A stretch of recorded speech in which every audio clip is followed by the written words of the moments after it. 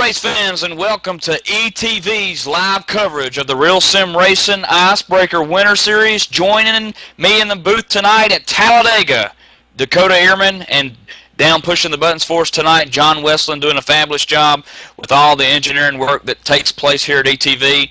Dakota, we're at Talladega Superspeedway in Alabama, a 2.5-mile racetrack that proves to be fast. Yeah, Keaton, it's all about the tandems, the drafting, and who can do it the best, who can stay together, and who can keep that engine cool. And I know you really want to say it. Say it. Roll Tide, that's right. You know, Alabama coming off a excellent season this week, or this past couple of weeks of winning the national championship. And speaking of championship, man, I tell you what, Chad Cole in the driver's seat. 5 races into this thing. We're in race number 6 tonight. Can Chad Cole hang on to the front, Dakota? Well, that's going to be an interesting thing to see. I mean, the last time that I remember seeing Chad Cole at Superspeedway, he was running well, and then somehow suddenly was taken out of the race, finished back in, like, I believe the 20th, and Landon Huffman was able to sneak through, and, you know, he was the points leader. He was able to extend his points lead. So Chad Cole and Superspeedways, to my knowledge, are not a good combination, so it's just going to be a see and see what happens. And then, of course, last Monday night at Rockingham Speedway, Chad Cole solidifying that win, and David Lanza starting all the way near the back, Dakota, 29th position, but somehow getting that 33 car up to the front, finishing second. John Abbott and that Stroker Aces team finishing third last week. And how about this? The man out of Detroit, out of the suburbs of Detroit, Angelo Corradino, and finished 4th last week, and Rich Jett rounding out the top 5. And I just can't stress how difficult that track was at Rockingham Speedway, and David Lanza did a great job coming from the rear of the field. But in 6th position last week, starting from 23rd position, Chris Schallenberger, he did a great job. Joey Gattina in 7th, Doug Roth in 8th, Terry Lane for Fearless Racing in 9th, and Glenn Campbell, he's been working with Chad Cole here recently in 10th position. And of course, that's the man that everyone calls the Rhinestone Cowboy, Glenn Campbell. There finishing 10th. You're exactly right. Also, you know, coming back from a 22nd position to getting that top 10, not a bad night for him last week as well. And then now on to the points. We mentioned Chad Cole. We mentioned Alabama wrapping up their championship. Chad Cole on the verge of maybe wrapping up the inaugural Icebreaker Winter Series championship. 24 points ahead of rival John Abbott, who sits second, Dakota. Yeah, but the bigger gap is really when you look back to 3rd, 4th, and 5th. It's I believe it's actually 3rd and 4th. There is a 2-way tie, and they're both 50 points out of the leader. Dwayne Vincent is in 3rd, and Terry Lane in 4th. Michael Keaton. And Joey Gattina, a man that knows a lot about Talladega. This guy works for the driving experience there at Talladega, so he knows exactly how to get around this racetrack here. And Joey Gattina, again, sits 5th in points, looking for that first win of the season. It could come here tonight at Talladega. Who knows? It could be anyone's race. Doug Roth sitting 73 points behind Chad Cole, the leader, in 6th. How about Adam Roberts in 7th position, usually driving the 88 machine, only 81 points out of the lead right now, doing a fantastic job this season, just kind of hanging around there with 2 top 10s so far in his 5 races. And Eric Arnold, the Navy Nuke, he's done rather well, only had 1 top 10 though, and he is in the 8th position, 85 points out of the lead, only 4 back from Adam Roberts. Sitting 9th in points, 6 races tonight going into this 10-week Icebreaker Winter Series. Angelo Corradino, 88 points back. He's kind of been real consistent here lately. 2 top 5 finishes, 2 top 10 finishes. Again, last week finishing in the top 5 at Rockingham, looking for a solid night here tonight. I spoke with him earlier, though, Dakota, and he said that he's real troublesome here at Talladega. He can't quite get up to speed as some of these other drivers can, but Corradino, nonetheless, going to work with somebody in that tandem draft like you talked about and get up towards the front and get a good top 10 finish. And Nathan Little rounds out the top 10, 89 points back from Chad Cole, points leader. Nathan Little also looking for that first win of the season, Dakota. Yeah, a lot of guys looking for that first win of the season, and this is the race to do it. Excuse me, Michael. Anybody can win here, really. It's not too hard. All you have to do is put your bumper to the guy in front of you and push to the best of your ability. Just try to hang on to that bumper and don't let it out of your sight. But as we're getting set to go down trackside for the command, first we're going to go for the national anthem.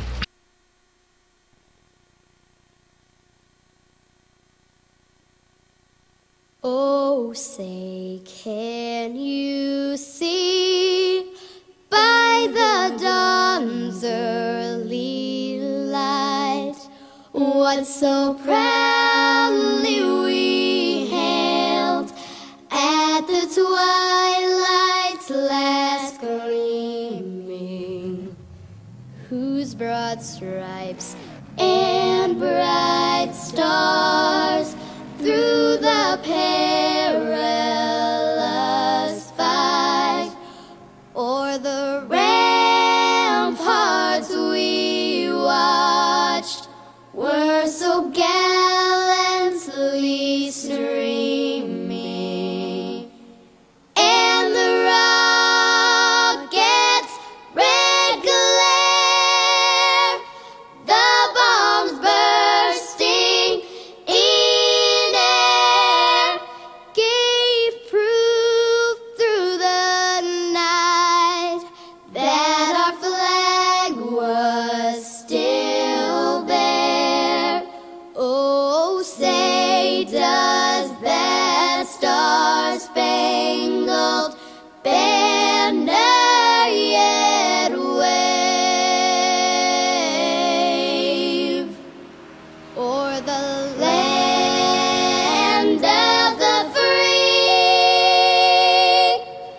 and the home of the brave?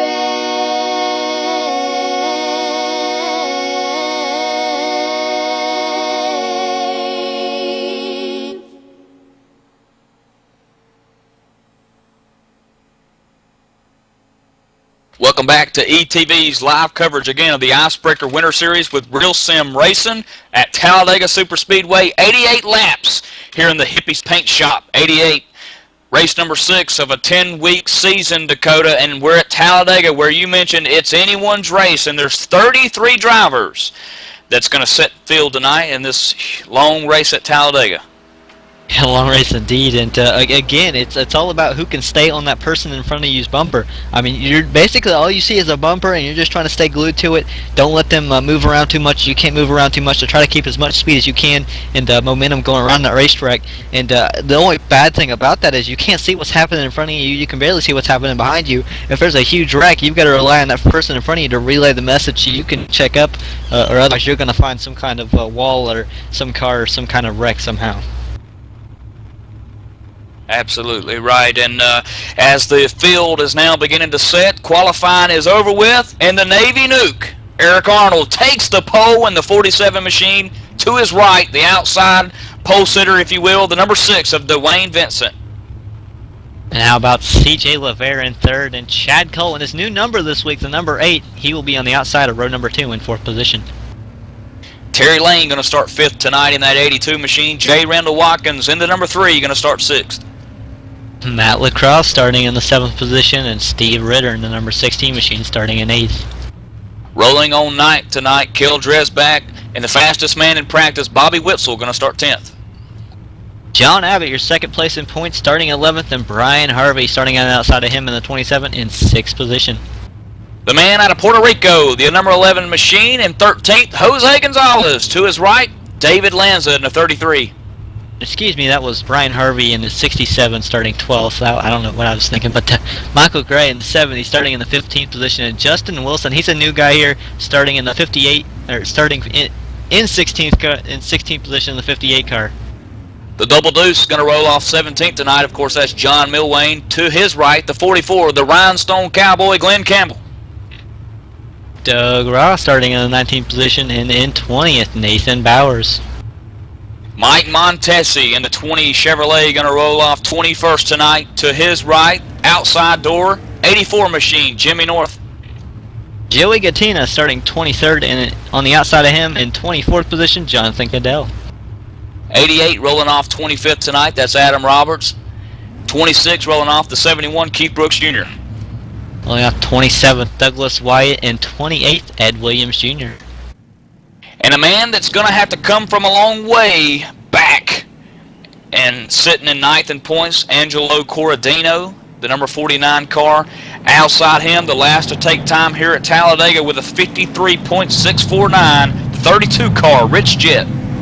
The first car not to take a time tonight would be Wyatt Wolf Jr. In 31st position. On the outside of him, in the number 97 machine, Nathan Little. And following that row, if you will, Stephen Herring and Doug Manning. Going to take a look back here. Doug Manning starting 34th in that 51 car. He's going to bring up the rear. And Dakota, you talked about tandems. How important is it for Doug Manning, Stephen Herring, these guys that starting in the very back? If they lose the draft, Dakota, then you know they might as well park the car. It kind of depends on how the cautions fall, if they fall, and I mean in whose favor they fall. If they lose the draft and get a caution, they'll be all right. But if they lose the draft and they're all separated, well then they're probably going to get run down by that pack pretty quick and go a lap down, and then they're going to have to spend the rest of the race trying to make up a lap or two because they lost that draft. So it's a critical mistake. You have to be ready to time the restart and go. You can't just lose just a little bit of time because it can be too much. And I mentioned the fastest man in practice tonight, Bobby Wetzel. Going to give him a little spotlight here tonight. The man's out of Gibbonsburg, Ohio, and part of Wolf Motorsports. Been racing since 2001 and has won 2 league championships, both the Sim Pro Racing and their old NASCAR 2003 truck division. And his favorite tracks are Dover, Michigan, and Pocono, but he's got his work cut out for him here tonight at Talladega as the pace car sets to go down pit road, and we're going to take this thing green here shortly, Dakota. Take that as Michael Keaton's favorite to win the race tonight. But I'll tell you what, the Navy Duke going to lead them to the green flag tonight. I'm kind of excited to see what he can do. I mean, he's looking very strong and able to get that pole. Hopefully he can maybe make something work and claim a win here. Yep, the field has been set. Green flag's in the air. Eric Arnold picking up the green flag, picking up the pace here. 88 laps on the books, Dakota, as people now, drivers, start to find out who they're going to work with early on. What I don't like for Eric Arnold right now, he got such a good restart, but those 2 on the outside have already hooked up. They were able to get connected, and I think that's going to be how they are able to power by the leader here, as they did get connected in the middle of the corner, but once they get back to connected, they're going to have so much more momentum in that 47, the whole inside row there. And that's your points leader right there in the 8 machine in second place, pushing Dwayne Vincent to the front, to the lead, past the 47 of Eric Arnold, so Eric will take the pole, but he won't lead the first lap here at Talladega. If things go the way that they're going, Dwayne Vincent and Chad Cole will be 1 and 2 at the line. I'll tell you what, Eric Arnold's starting to get a run again with, I believe, CJ Lavera on the bumper, and these two will be able to get up maybe side by side with them. I don't know if they'll be able to do anything with them, especially for a lap or two, and what you really got to watch out for is when the 8 gets hot and they're side by side, you might just see the 8 start backing off to cool down the engine. That's when the 47 and 4 can go if they're not too hot already. Yeah, let's talk about that for a minute since we're early on here, Dakota, about getting hot here with the tandem draft at Talladega. These cars can't go too long before they do start running hot, Dakota. Can you explain a little bit more about that? Well, what's happening is when the 2 cars get lined up and they're getting the grill against the back bumper, they're not having any air into the car or into the engines. The 16's getting turned around by the 19. Looks like, oh, trouble. Oh, no. That's the big one here. Steve Ritter. And Steve Ritter running in the 10th position. And Dakota, it kind of looks like he got a little loose on his own there behind the 45 of Kel Dresbach. The 19 collected, and a host of other cars here early on at Talladega collected. John Milwain, Doug Ross, some of those guys piling in there. Justin Wilson in the 58. David Lanza. Yeah, I want to say that was a result of the 45 kind of moving around a little bit. Kel Dresbach. And the 16 of Steven Ritter just kind of trying to follow, just hooks its bumper the wrong way, which is possible to do here. And when you hook that bumper, I mean, you're just going dead left or dead right, whichever way it tends to throw you. And it's violent. I mean, there's nothing you can do about it besides maybe throw it in the wall if you get that chance. And again, he just had nowhere he could go with it, just thrown down in the inside lane there. A couple of other cars involved here. Angelo Corradino, the 49 car involved. Jimmy North involved. Nathan Bowers. Joey Katina, Adam Roberts, the 19 Bobby Wetzel, fastest in practice there, Doug Roth, John Milwain, Steve Ritter, the 58 of Justin Wilson, Jose Gonzalez, Mike Montesi, wow, Brian Harvey, Michael Gray, a whole bunch of guys involved, Dakota. Some of these guys taking sorts of or different kinds of damage, but here at Talladega you can't really have any damage with the aerodynamic at play here. And CJ Oliveira, he was who I was watching when I was talking, he had just gotten loose almost the same cause, and he was thrown below the apron, got it back up on track, and was coming up right in front of that. And I think that's what caused some of those guys to move up and possibly got into that incident. So that's just a lot of tough racing right now. I think we're going to see maybe a lot more bumper troubles tonight, and I really hope we don't, because that can cause some incidents, but it's going to be interesting to watch. Absolutely, and now that we're under caution here, Dakota, I want to talk about something that's coming up with the Real Sim Racing world, and that's that Monday night at 9:30 p.m. Eastern Standard Time, the big one, the Real Sim Racing Full Throttle Cup Series. That's going to be starting February 25th, the day after the Daytona 500, when the NASCAR circuit kicks off their season. And winning the championship last year, Landon Huffman, bringing home the big prize at the end of the year in 2012, the Bob Earl Racing Simulation Racing Cockpit. There you see it, folks. Landon Huffman, man, I tell you what, he's really enjoying that thing, and Bob Earl knows exactly how to build a racing cockpit seat. There you see it. You can pick up one at bobearlracing.com, and also Bob Earl has came on board back again with us and with the Real Sim Racing. Going to sponsor another racing seat to the championship driver of the 2013 series, Dakota. Yeah, and I'm really excited for that. I think that's gonna be a really cool season. I'm gonna be proud to be a part of it. I'm ready to have a blast and ready to get the season started. And I also want to talk. If you can't watch the broadcasts that are coming up, ETV Live Radio, ETV Live, always pushing the bar just a little bit further. Is proud to introduce ETV Live Radio, supported by HD Radio Network. ETV Live Radio features classic rock every hour, every day. You can also catch live events such as race day broadcasts right from the booth, open paddock, which we don't do anymore. Excuse me there. I know the In the Winter's Motorsports Show is on there, and I believe we're doing something new here coming up that you just want to kind of stick around for. Get the mobile app from iTunes or tunein.com, and also look for us in the Windows Media Guide, ET Live Radio on HT Radio Network. Absolutely, and this is the Hippies Paint 88, the Hippies Paint Shop 88 at Talladega Super Speedway. You're watching Icebreaker Winter Series at Real Sim Racing's League. And Douglas Wyatt, who is in this race right now in the 13th position in that car number 12 there out of Dexter, Michigan, is actually sponsored by the hippiespaintshop.com folks, and he's up there in the 13th spot, Dakota. Qualified all the way back in 27th, and in 4 laps that guy has fearlessly put that Chevrolet up towards the front. It's a nice job by him, and again, with that big wreck, I wouldn't be surprised how many people came through. I mean, if you can survive something like that, and you start in the back, you're definitely going to make up a few spots there. Absolutely, and of course, Douglas Wyatt, no stranger to winning at Super Speedway. He was the Super Speedway champion in a league that he'd rather not mention, but tell you what, he's probably looking for a win here tonight. He's got 41 total oval wins out of 1,150 starts, 4 years in the running of a career. Douglas Wyatt in that hippiespaintshop.com Chevrolet Fearless Racing out of Dexter, Michigan, sitting in 13th.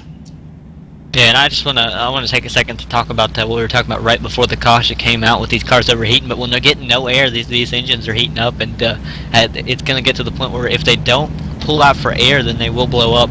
And what they'll do when they need to pull out for air is they'll usually just have the front car go to the outside lane and kind of follow behind or fall behind this pusher car, and they'll kind of change spots basically.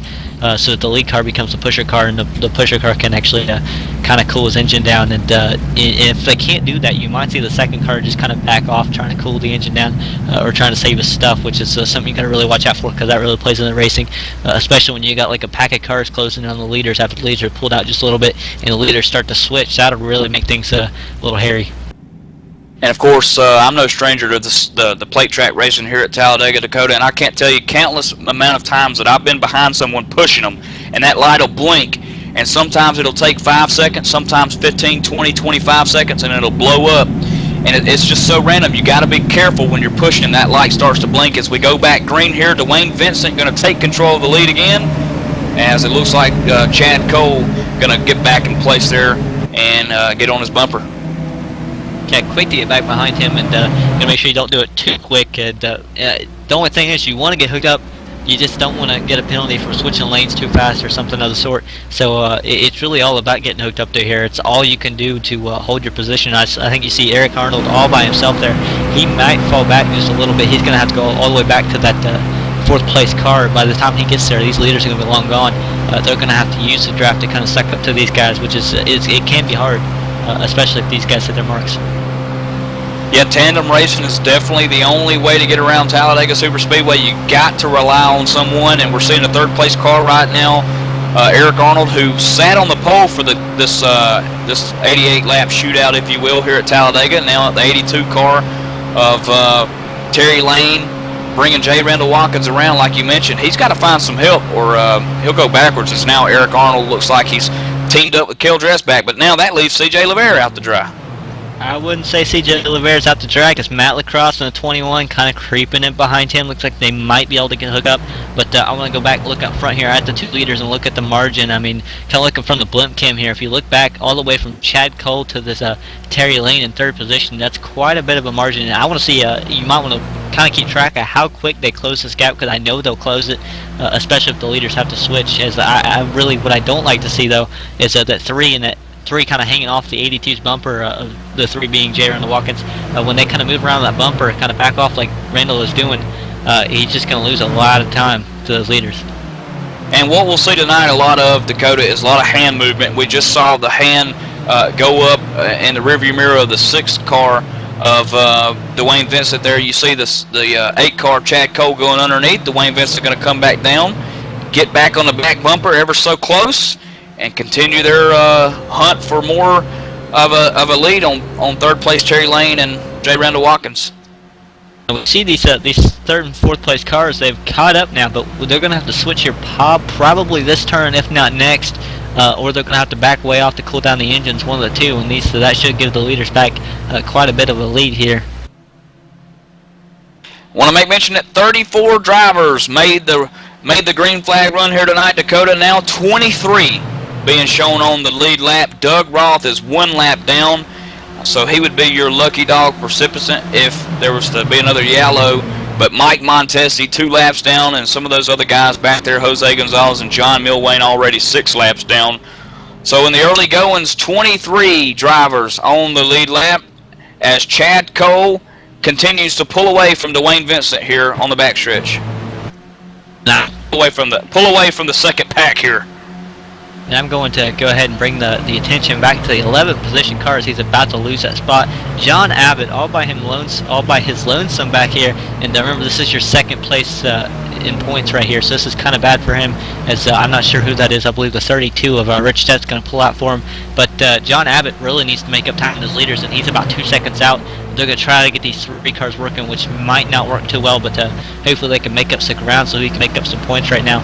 Looking further back, though, I mean, the next guys are quite a ways out, at least 3 or 4 seconds out of the lead, so that's going to make things extremely difficult for them trying to make up ground. It's like I said, they're going to have to catch a caution if they want to get back up there and battle for the lead.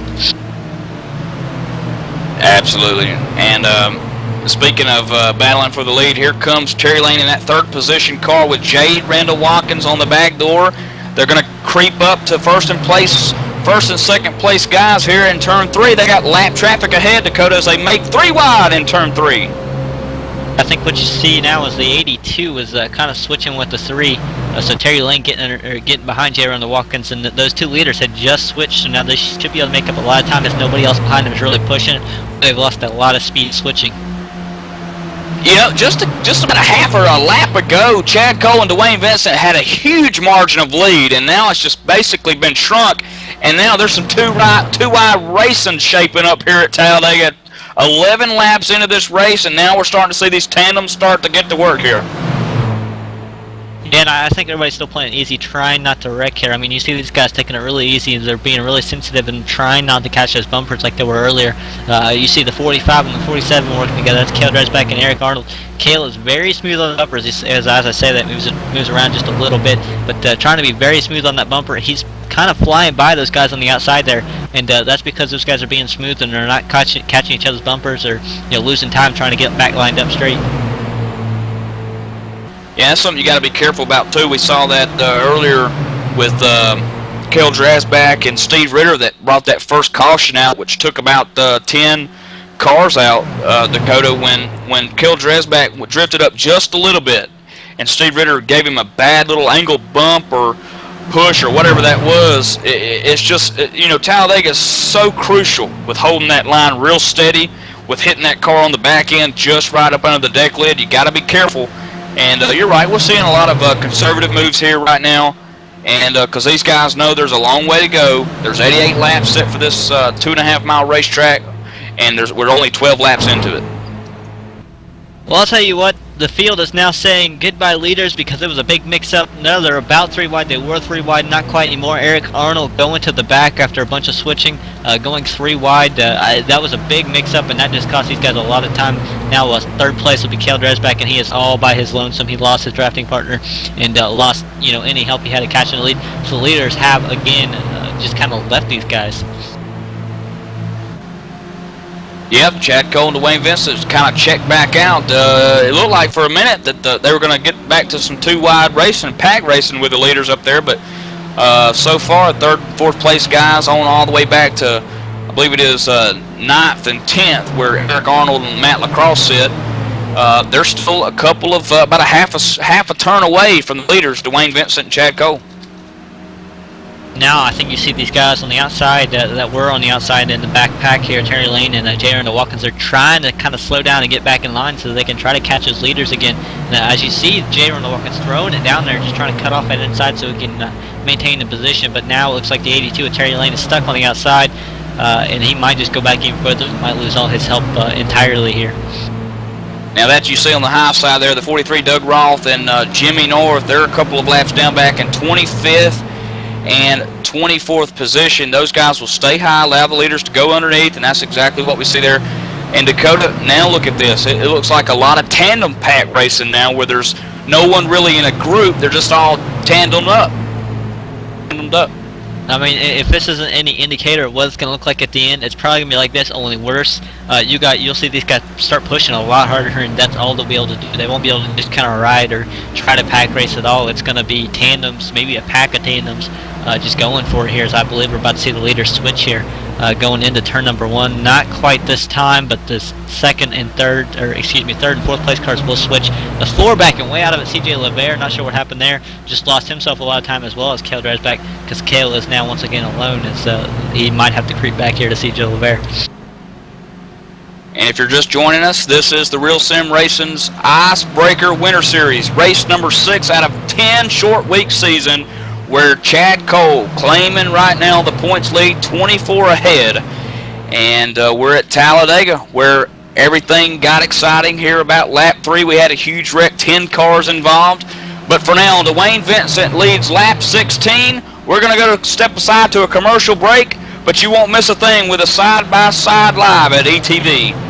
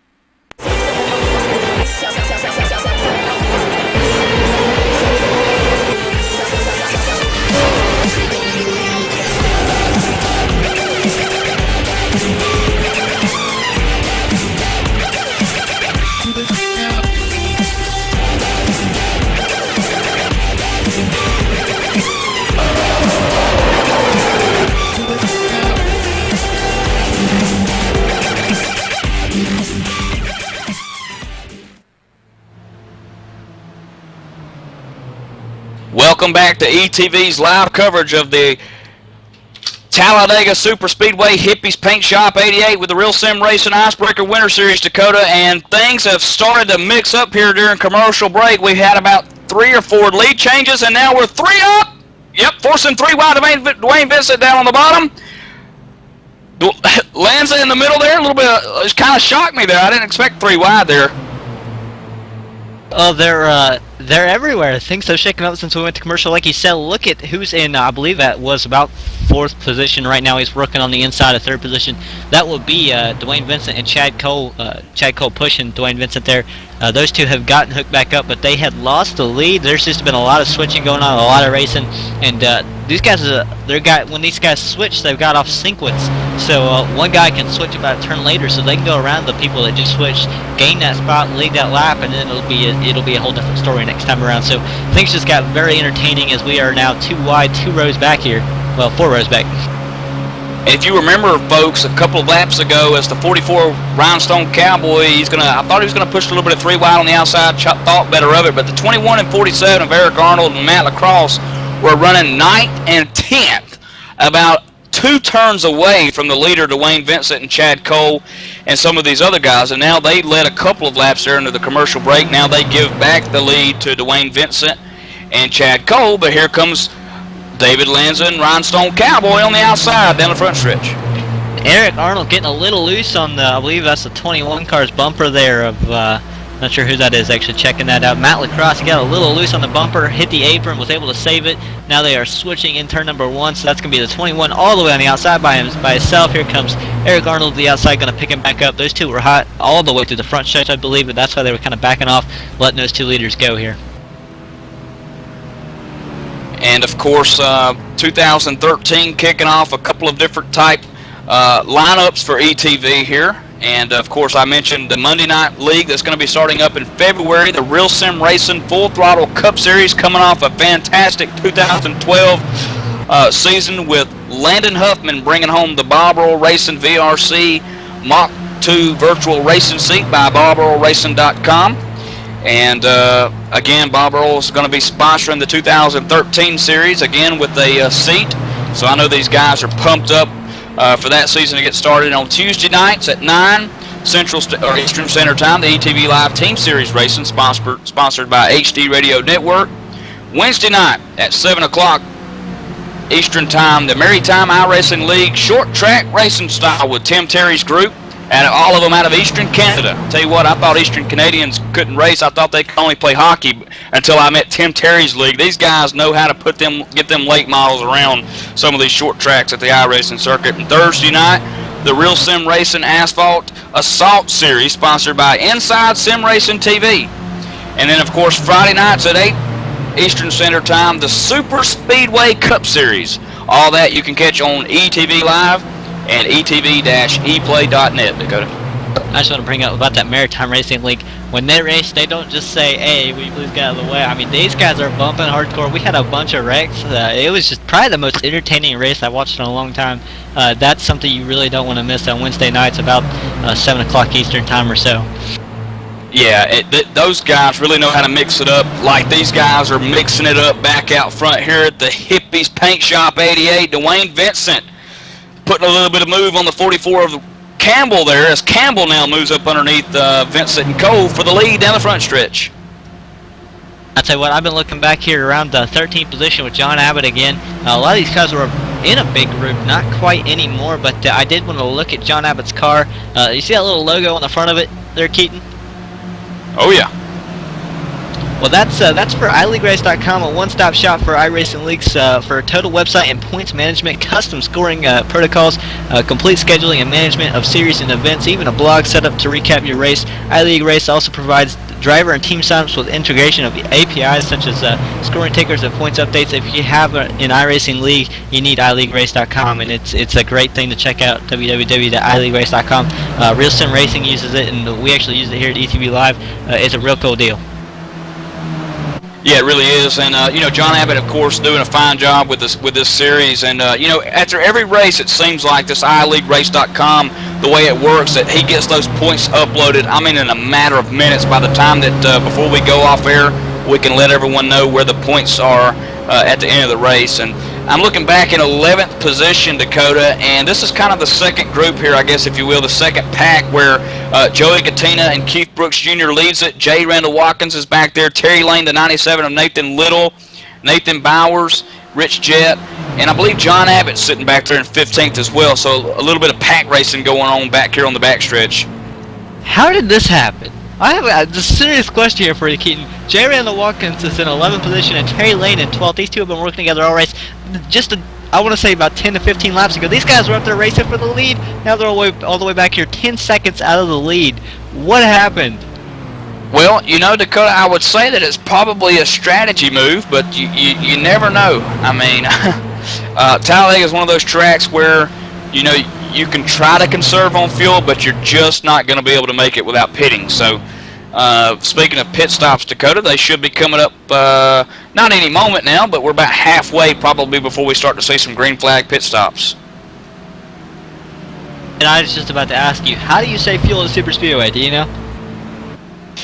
Well, you know, if you got somebody behind you and you're sitting there in the middle, you can conserve a little bit, but you're really not conserving a whole lot. That's what I'm saying. You cannot conserve fuel. I mean, it's just almost nearly impossible. Now, some of these guys, they'll find a way, because that's what you do with racing. You find that edge. You find that one piece of information that you can get that gets you faster than everybody else. That's what it's all about. And Ed Williams Jr. in a 65 machine ATV live car, just going a lap down moments ago. But the only way I've ever seen somebody save fuel at a super speedway was there was a group of cars one time, and they were all like, I mean, racing for the lead, but they were all short on fuel, so they was all going about half throttle, so nobody was getting away, nobody was able to gain anything, no kind of edge, and so I mean, it was half throttle. It was ridiculous. They all saved enough fuel to make it. Ended up there was a caution at the end of the race. I mean, that's something that you could see, but not at this track. I've always seen that work at Daytona under the lights. This is just too big of a track to do that, really. Yeah, it really is, and you know, of course, tires too, probably not a big issue here unless you spin out. But Chad Cole leading now 28 laps into this race, and Dakota, I would probably anticipate these guys probably coming around lap 44, maybe 50, cutting this race in half, and then that way they know for sure they can go the rest of the way as they work around a lead or a lap car here up ahead, the 70 of Michael Gray up high. And Kate, if you would say that they would go about 44, you would be absolutely, completely, entirely wrong. These guys can't make it 40 laps on fuel. I'm going to tell you, it's going to be about 38 to 40 laps. It's going to be tight on fuel for sure here. There's no way they can make it in one stop without that caution. They might be able to go a little bit further now, but I'm not quite sure. I'm not sure about 44 though, and especially being able to make it again like that, they won't be able to make another 44 laps without another caution sometime in the race, which it's likely to see. We see these guys kind of getting thrown around each other's back bumpers, and Dwayne Vincent, Chad Cole just took over the lead. They switched and just lost it once again, all in the blink of an eye. Well, I was factoring in the caution that we had. That was about 3 laps, and I knew it was going to be close to trying to stretch it to that 44 halfway mark. But you know, it just depends on how much. I know some of these guys didn't pit, but they were probably clutching during that caution. You just never know, Dakota, and we could have a caution here any moment now. This is Talladega. It's one of those type racetracks where anything can happen. Yeah, without a doubt, and anything can happen. Dwayne Vincent and Chad Cole back to the lead. And just a quick rundown of where your favorite driver is right now. Kel Dress back, just being shown out of the lead. Dwayne Vincent now being shown your leader. Chad Cole second, Kel Dress back third, CJ Lavere fourth, Matt Lacrosse fifth, Eric Arnold sixth, Glenn Campbell running seventh, David Lanza eighth, John Abbott ninth, and Rich Jett rounding out the top 10.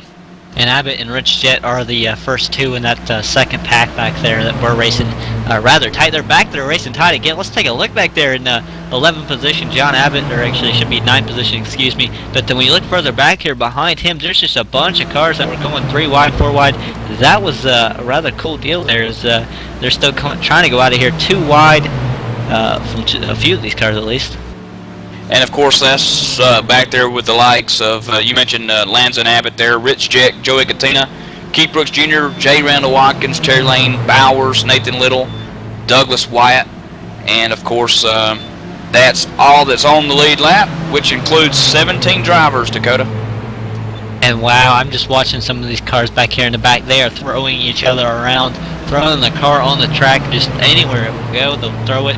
It's kind of insane. These guys aren't really being as careful as they are up front. Up front, you see a bunch of guys being rather conservative, as Matt Lacrosse and Eric Arnold have taken the lead up front right now. But these guys are just not being conservative at all. They're throwing everything at it, just trying to race and have a little bit of fun out there, which, I mean, can you blame them being 11 seconds out of the lead? Yeah, desperately needing a caution of those guys back there, but look back up to the lead. You called it right. Dwayne Vincent pushing Chad Cole to the lead on that lap. Eric Arnold in the 21 going to have to back up and take back aim.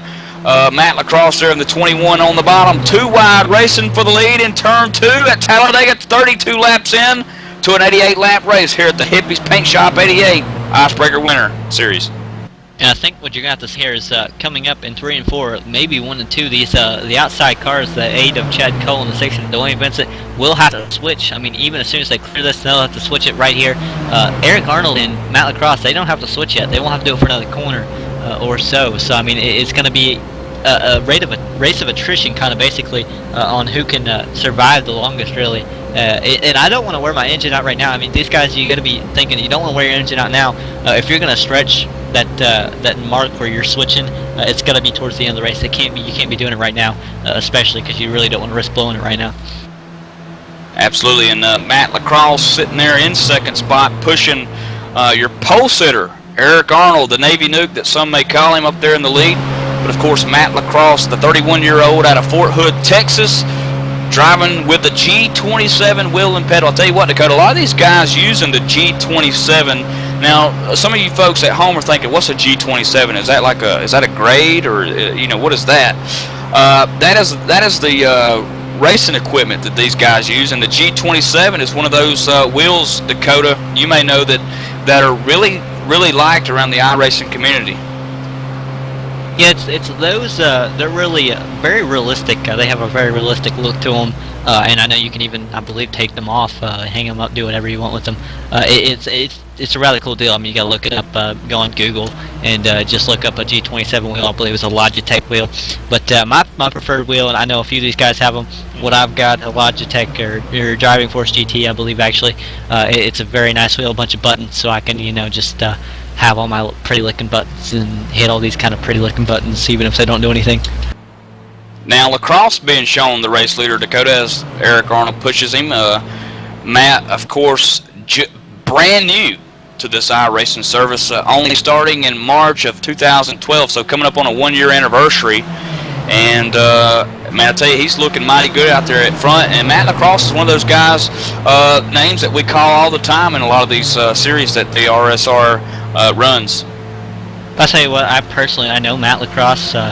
I've raced with him several times, and I run with him in a few leagues. He's a very, very professional racer. He's very calm, collected, and knows what he's doing. Rather good with the setups, and I think he's showing that right now by running up front. He's right at the right time in the right place. Especially, I mean, if he got a caution right now, he'd be very lucky, especially that he'd be able to just make it on one more stop. But what I really like what he did there was he switched with the 47 Eric Arnold, and then they were still had a little bit of a lead, and by the time Dwayne Vincent and Chad Cole were shooting for the bottom, they were able to cut him off and hold off that lead. So I mean, these two are really sitting in the hot seat right now, because these two behind them have to switch now once again. 36 laps into the book. Dakota, you mentioned pit stops momentarily probably about to start happening. Before they do, we're going to step aside and go to commercial. Again, you're watching the Icebreaker Winter Series. We'll go somewhere, but the race will not. Stick to us, live by live, ETV side-by-side coverage. We'll be right back.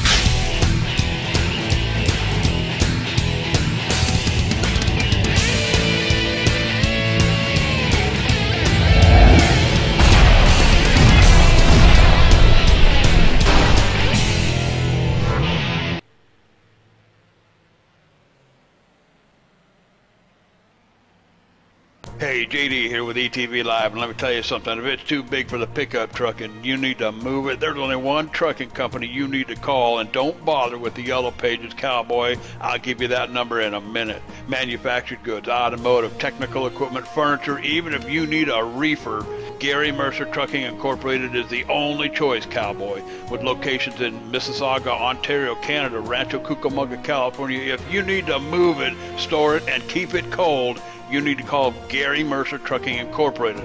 Long haul, short haul, or just across town, Gary Mercer has the best trained and qualified drivers to get your load from point A to point B with professionalism and on time. So remember, Hoss, if it don't fit in a pickup truck, you're going to need a real truck, Cowboy. Sponsors of ETV Live's Friday Night Showdown, Gary Mercer Trucking Incorporated, 1-800-668-2980.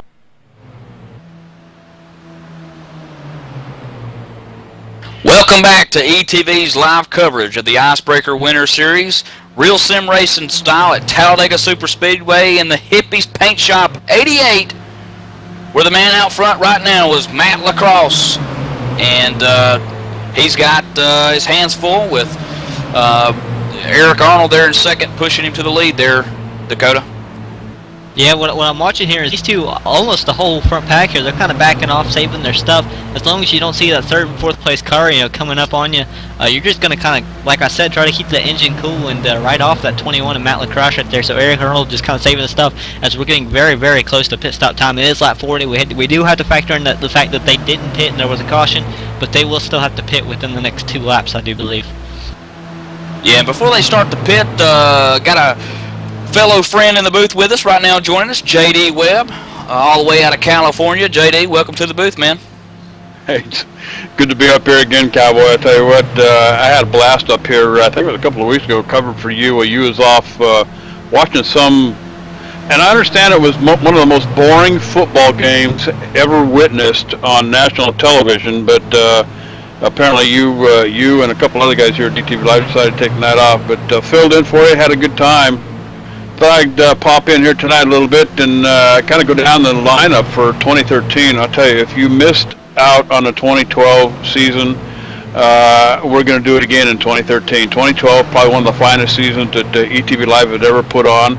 We're going to do it again, only big time, even bigger and better in 2013. That all starts out on Monday nights right here with Real Sim Racing. You're watching the Winter Series, Icebreaker Series here tonight.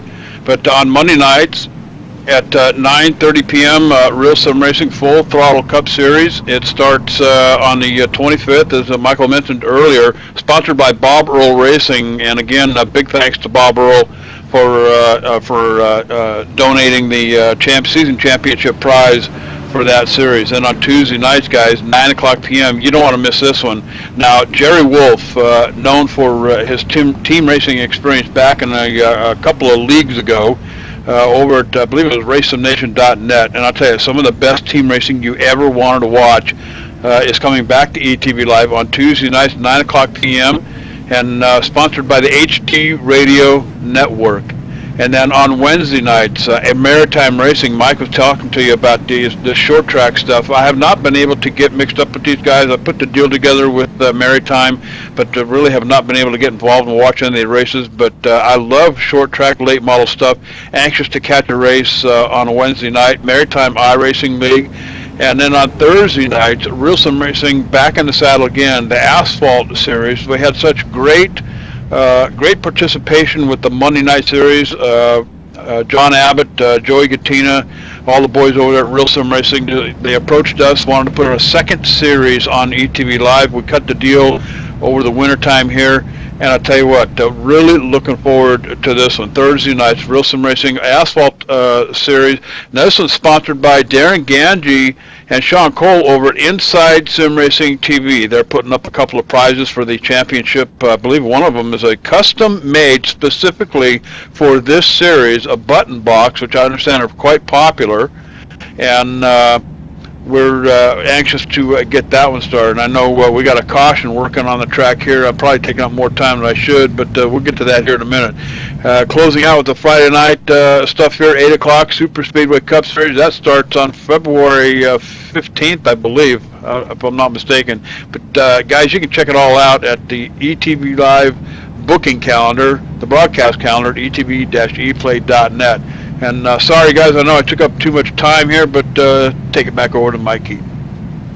Yeah, during that, JD, well, we had the pit stops that we knew was coming, and looked like the 44 car Dakota got into a little bit of a mix-up with the 12, just trying to come down pit road.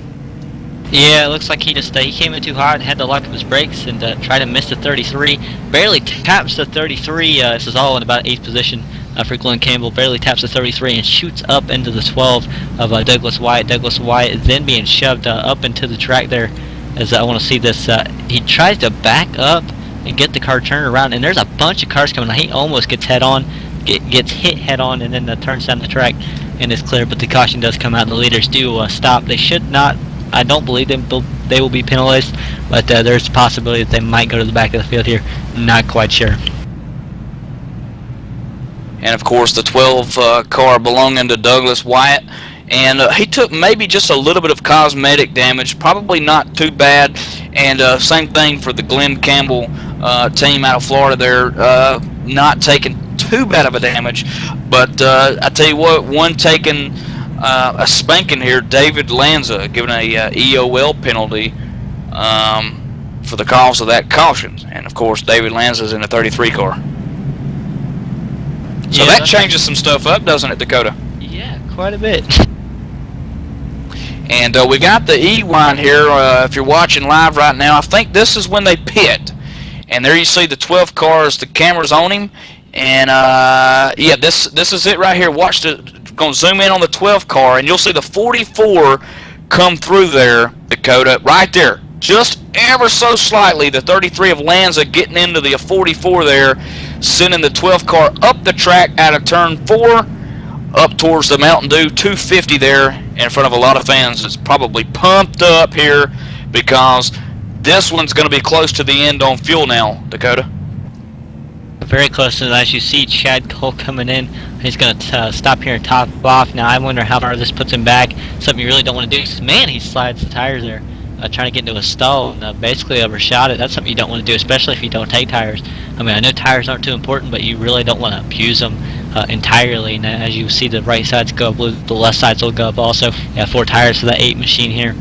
Under this pit stop, coming back in though to get more fuel to see if he can't get closer to making it. I really think it's a close call though, even with this caution. It's going to be very close, and now being shown the leader on the racetrack, the 82 car, Terry Lane, Jay Randall Watkins second, Eric Arnold, who's led a couple of laps here tonight, sitting third, CJ Oliveira fourth, and Dwayne Vincent rounding out the top 5 here. 44 laps into the books. This time by halfway out of 88 here at the Hippies Paint Shop, 88. Live at the 2.66 mile super speedway track of Talladega. This is a very, very fast track, Dakota, and we've saw 2 cautions so far only tonight, one being the big one here early on, lap 3 or 4, where Steve Ritter and some of these other guys, man, to tell you, they took a wild ride there, and an early departure tonight here at Talladega for a lot of these drivers. Yes, without doubt, it's a very unfortunate ending of some of these drivers' nights. But, I mean, with the drivers we have left, we still can have a great race, and that's what I'm looking forward to, seeing these tandems get back at it, and hopefully we don't have any more cautions or any more wrecks. If we do have to go on pit road, it's only going to be once more, unless there's another caution. So I don't think we'll see any more wrecks on getting on the pit road, because it's a very crucial time. If you do have to pit under the green flag one more time, it's going to be at the end of the race, and it's going to be a very crucial time not to mess up, not to plow into somebody, because that can cost you your race and win somebody else their race, and that's what you don't want to do as a competitor. Yeah, and one thing too that a lot of these crew chiefs telling these race car drivers to, if we do, they're looking at the fuel right now. There's no doubt about that. They're looking at the fuel. You see these guys clutching right now. They're looking at the fuel, Dakota. But the thing is if we do come down to that, there's no more cautions. There's about 5-6 laps to go, however many laps it takes for these guys to realize there's not enough fuel. Here's the new strategy. You got to make up as much ground as possible. You got to make sure you stay with the draft partner. That's hard to do, going in and leaving out pit road. And then, Dakota, you got to think how much fuel you're going to put in it. You're going to put a gallon in it, 2 gallons, because all these guys can determine how much fuel goes into the car. And so you don't want to put 8 gallons in it because 3 laps you don't need 8 gallons. So a lot of these guys got to remember that, and these crew chiefs working very, very hard right now to figure it all out. Yeah, without a doubt. And I mean, you got to get every ounce of gas mileage you can out of this thing. It's going to be tricky, I think, with this fuel game, but it's in the driver's hands right now. There's nothing much more the crew chiefs can do besides calm them back down, and I think it's too late for that because we're going to go green flag racing this time by, as the pace car will dive off when we get back around. So it's really in the driver's hand and whether they can manage to somehow save enough fuel, which is, again, like I said, it's going to be terribly difficult. They're going to have to at least save about 2 or 3 more laps of fuel. This track is not the kind of track to save fuel, unless there's just a crap ton of cautions, really.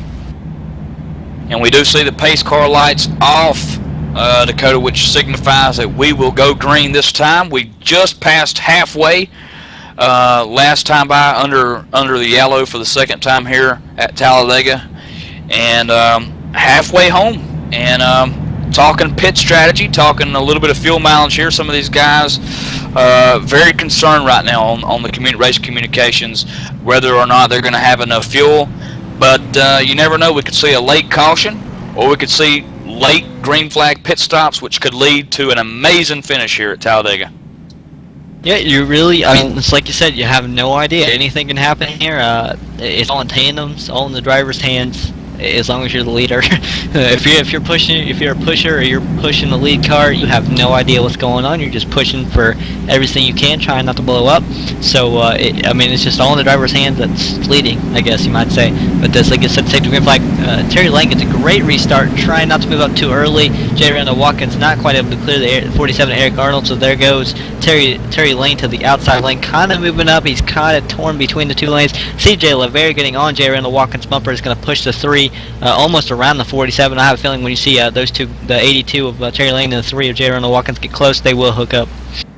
Yeah, Terry's got to be careful there. This isn't Bristol. You don't need a very good jump there, as now he starts to let off a little bit to allow the 47 of Eric Arnold to get back under the deck lid as they go down the backstretch. The 3 car and the 4 car, CJ LeVere working with each other on the outside as they go down into turn 3. Dwayne Vincent's on the bottom in 5th position, starting to stack up here a little bit as they enter turn 4.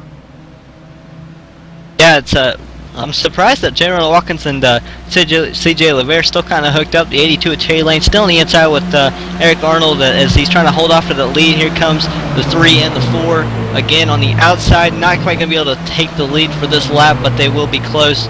Only separated by a mere 39 thousandths of a second across the line there for the lead. Terry Lane, the guy that's leading the race right now, is also sponsored by the Hippies Paint Shop, which is tonight's sponsor, the Hippies Paint Shop 88 at Talladega, and he's being raced with now by the 33 car, J. Randall Watkins and C.J. LeVere on the outside in that 4 car. Even more, Dwayne Vincent coming up with Cale Dresbach behind him. The 97, I believe that's Nathan Little on the outside. Then you have the 32 up there, Rich Jett. These were guys that some of them you saw in the second pack, not quite able to do anything, lost the draft 10 seconds out. They have that much needed caution. Now they're up front and they're proving they can run up front as we are side by side by side by side pretty much all the way through the field. And folks, keep in mind, this is the top 8 that you see right now. Ed Williams Jr. right there in the 17th position in that 65 ATV Live car. There is back behind Matt LaCrosse, who is the tail end on this pack here. So Matt's in a very dangerous position as he tries to keep that throttle down and kill Dresbach underneath him now. Dakota, this is a very, very dangerous situation for these guys sitting here in the back of this pack. They don't want to lose the draft.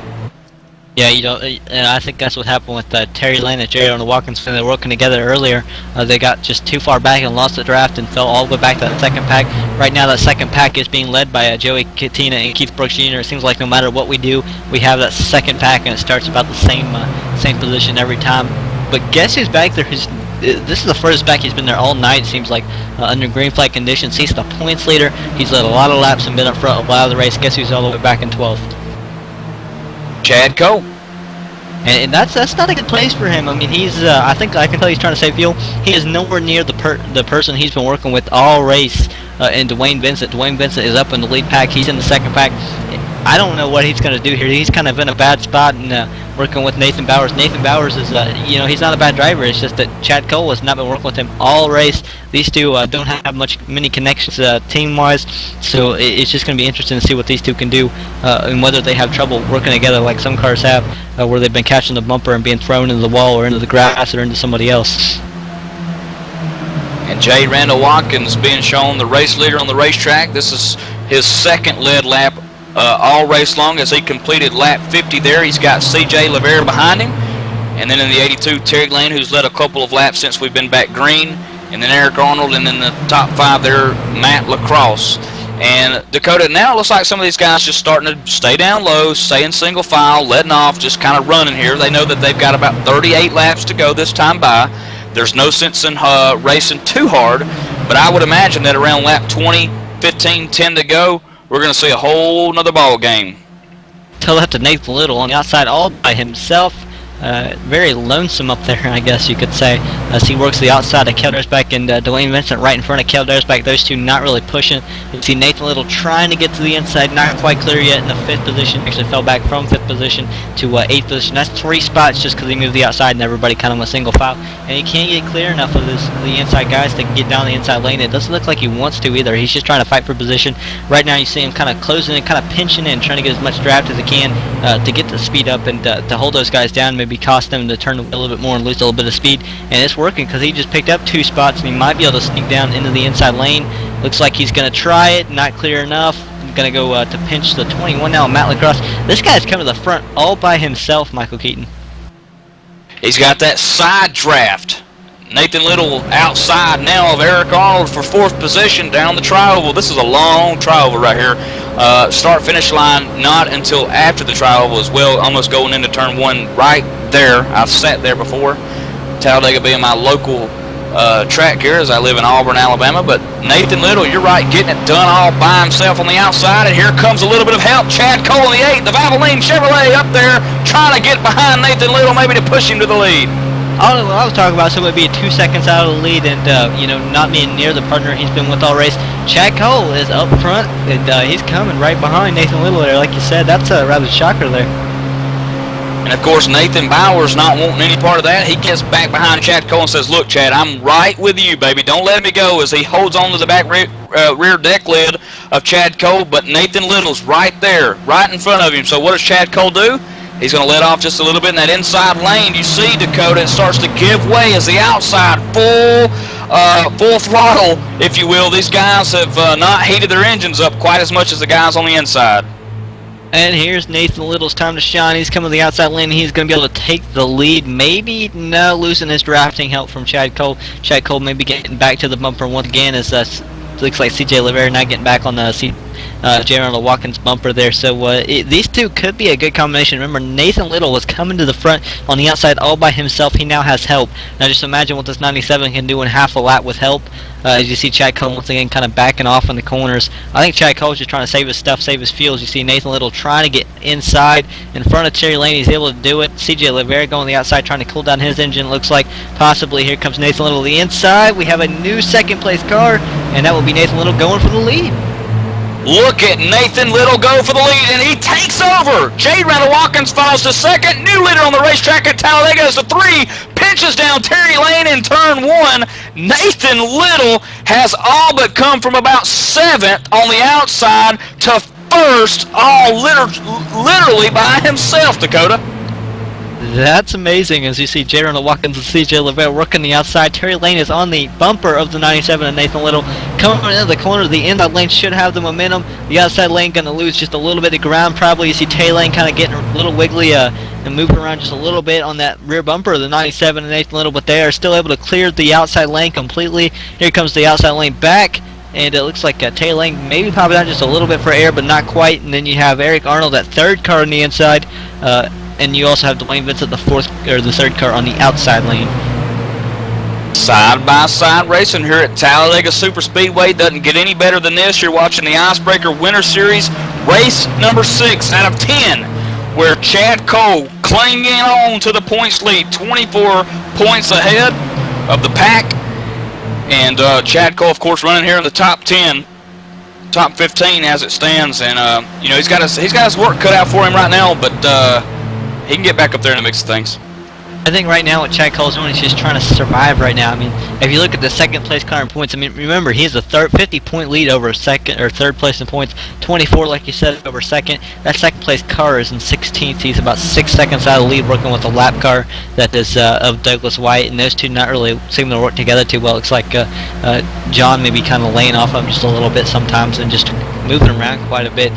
So John Abbott, I mean, he's just kind of out of it right now. This is where he's been a lot of the race, just out of contention. Maybe trying to play it safe and hoping for the caution at the end so we can get up there and do something with him. But that's what Chad Cole's looking at right now. He's got the big number gain right there. He's still gaining on John Abbott as long as John Abbott's behind him. Yeah, and you mentioned, you know, John's in second points, 24 points back, and really, Dakota, the only one closer than, you know, than anyone else is Dwayne Vincent right there in third, and Terry Lane, who are both having really good races right now, but they're 50 points back on Chad Cole. So they've got their work cut out for them. They're in the position to give them a good points finish, but Chad Cole is also sitting in 12th. Not a bad night for him if he can bring that car home in the top 10.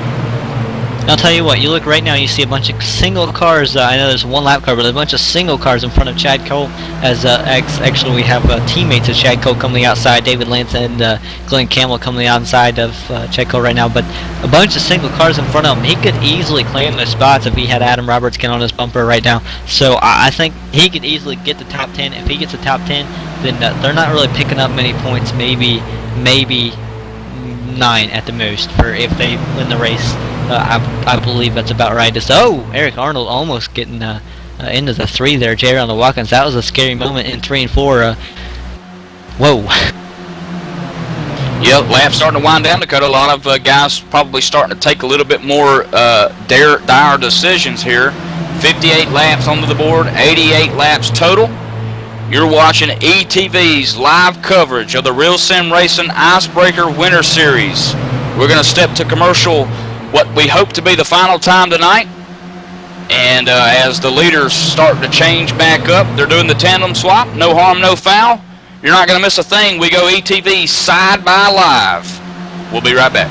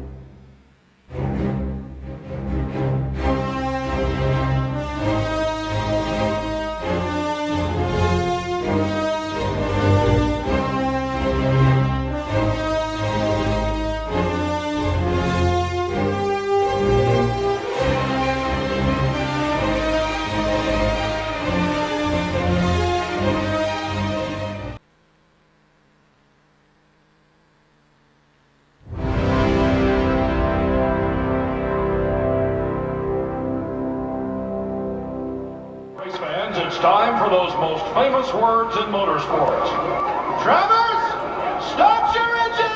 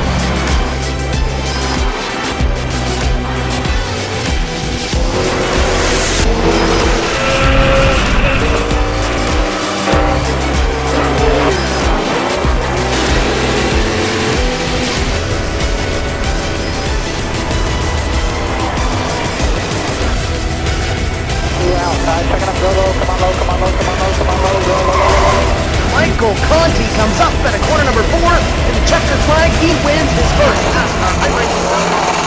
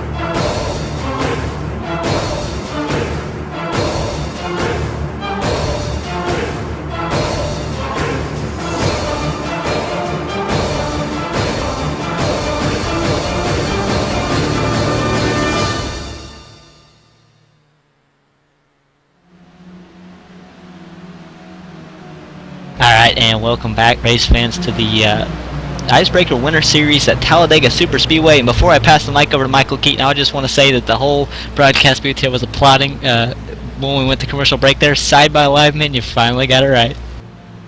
Yeah, I'll tell you what, there's so many different terminologies here that we use, and I've got about a whole college-ruled book dictionary list full of them.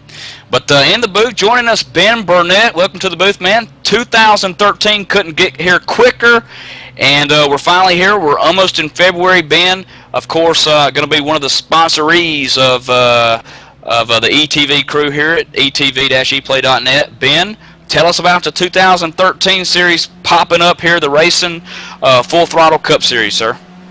Well, first off, thank you for having me, and yeah, I'm real excited about 2013.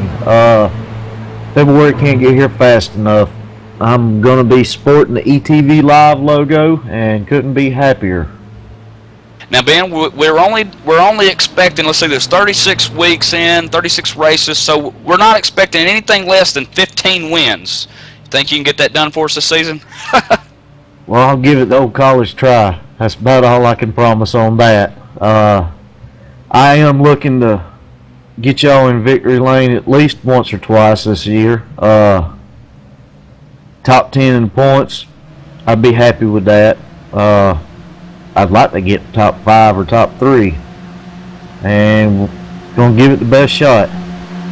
Ben, last season, 2012, with the Real Sim Racing Full Throttle Cup Series, I had the chance to broadcast over half of the season, the majority of the complete season of 2012, and the competition that's in this series is very, very tough. And 2013, you know, a lot of these guys, like you said, can't get here quick enough.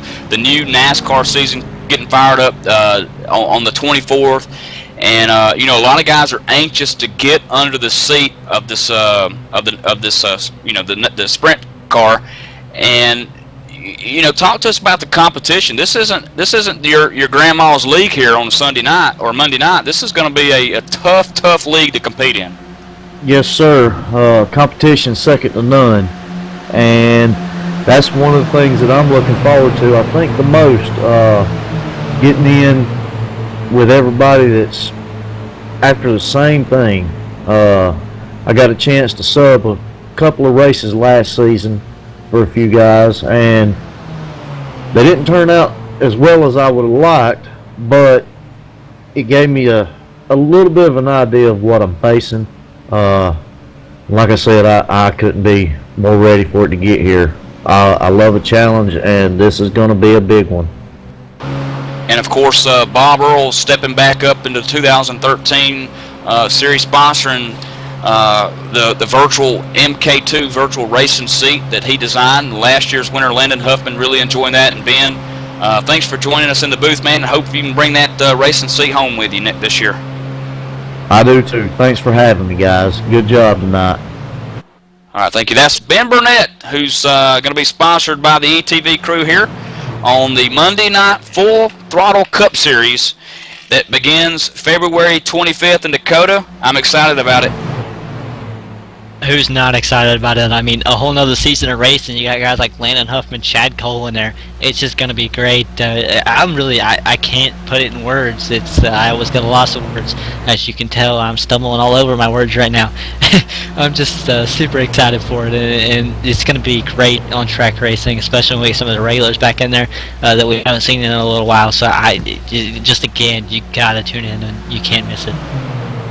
Looking back up here towards the front of things, what's going on? Terry Lane and the 21 Matt Lacrosse trying to make their presence back up known towards the front, but Nathan Little continues to lead. Eric Arnold, the Navy nuke, who put that Chevrolet on the pole tonight at Talladega. We thought maybe that he was going to go backwards there at the beginning of this race, Dakota. Remember, he fell out of the draft a little bit.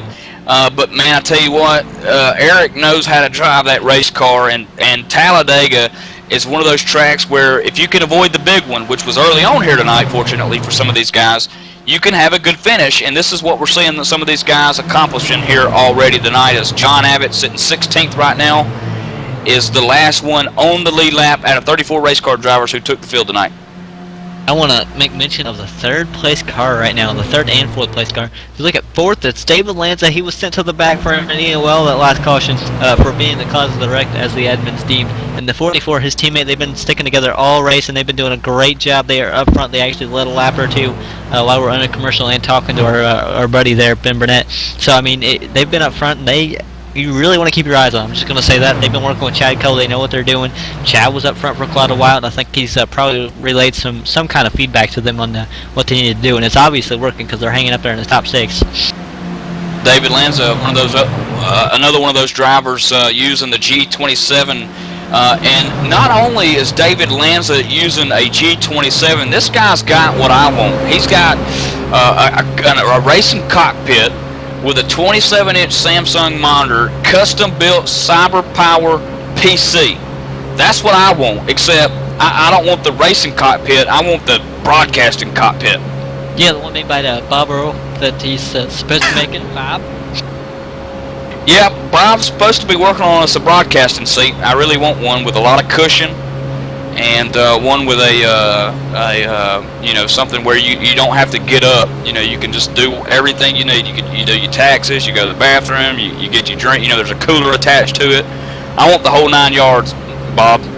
Yeah, as long as and maybe you can make it raceable too, so it's for racing and broadcasting. Cause I do a little bit of both, you know. Yeah. You know, maybe an adjustable one. Bob really knows what he's doing with those adjustable race car seats. And you know, coming from a championship race car driver, you know, who other better than Bob Earl to design yours? And of course, we know Christmas is over with, but you got a birthday. You know, you got your wife there who makes all the money in the house. You know how women are. They think that they make all the money. They know everything, but get it on their list. Put it on the refrigerator, BobEarlRacing.com, and get you one of these things. This is a very good racing cockpit seat, Dakota. And I think you saw it at the top of the show when we talked about the 2013 Real Sim Racing Series Full Throttle Cup Series. There was a picture of Landon Huffman, I believe, with his Bob Earl Racing seat. That's what he won after competing in the long season that was the Full Throttle Cup Series season of 2012, I believe it was. I don't know what it's called. Big long names that I'm not good with. But either way, that was him with the seat that he won. So I mean, it did get there, and he was, as far as I know, to the feedback, he was very happy with it. Wasn't disappointed at all. So I mean, you really got to look into these things, or sign up with Real Sim Racing and try to go out there and win one. And, of course, we just talked to Ben Burnett. He's going to be anxiously awaiting the February 25th kickoff 2013 series, the Full Throttle Cup Series that you're talking about on Monday night, so you can watch it live on ETV. And speaking of a little bit of competition, Nathan Little giving up the lead to Terry Lane and Matt Lacrosse, who's pushed him to it in turn 3. Eric Arnold's still up there. Cal Dresbach now making his presence known up there in the 5th position, as still 2 wide racing coming out of turn 4. The heat starting to build up, Dakota.